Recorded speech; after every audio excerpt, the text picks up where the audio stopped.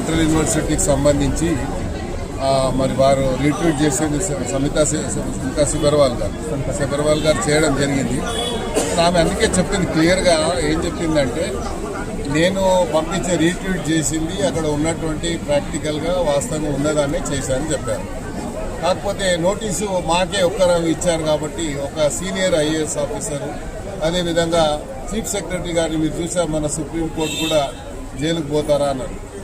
మరి శాంతకుమారి గారు senior IAS officer, ఆమె టోటల్ క్యారియర్లో ఎక్కడ కూడా ఆమెకు చెడ్డ పేరు లేదు. కానీ మన సుప్రీంకోర్టు కామెంట్ వల్ల ఆమె ఎంతో హ్యూమిలేషన్కి గురైందని మనం అర్థం చేసుకోవచ్చు. ఎందుకంటే ఒక మంచి హానెస్ట్ ఆఫీసర్కి ఇలాంటి చివాట్లు రావడం అనేది బాధాకరంగా, మాకు కూడా బాధాకరంగా ఉంది. ఎందుకంటే ఆమె పూర్తి క్యారియర్లో ఎక్కడ కూడా ఆమెకు ఒక చిన్న మచ్చ కూడా లేకుండా ఆమె పనిచేసుకుంటూ వచ్చేది. అదేవిధంగా సబర్వాల్ గారు కూడా చాలా హానెస్ట్ ఆఫీసర్, ఆమె కూడా స్మితా సబర్వాల్ కూడా. మరి ఆమె ఉన్న వాస్తవాన్ని రీట్వీట్ చేసింది తప్ప ఏదో గవర్నమెంట్ చేసిందని నేను భావించడం లేదు, గవర్నమెంట్ ఉద్దేశపూర్వకంగా బ్లేమ్ చేసిందని నేను భావించడం లేదు.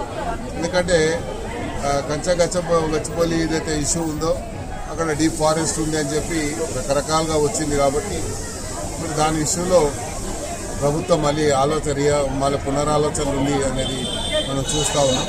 సంతోషంగా, ఎందుకంటే సెంట్రల్ యూనివర్సిటీ ఆ పరిధిని, ఆ యొక్క శాంటిటీని కాపాడాలి కాబట్టి ప్రభుత్వం అలా ఆలోచిస్తుందని నేను భావిస్తాను. ఉన్నాయి, దాన్ని నేనేం చెప్పాలి.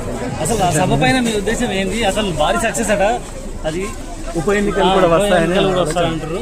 దానిపైన కేసీఆర్ గారిని చూడాలని ప్రజలు చాలా మంది ఎప్పటి నుంచో నిరీక్షణ జరుగుతుంది కాబట్టి ఆయన ఈ పెద్ద సభకు వస్తుంది కాబట్టి నేను కూడా అనుకుంటాను ఆయనను చూడడానికి పెద్ద సంఖ్యలో వస్తారని నేను కూడా భావిస్తాను.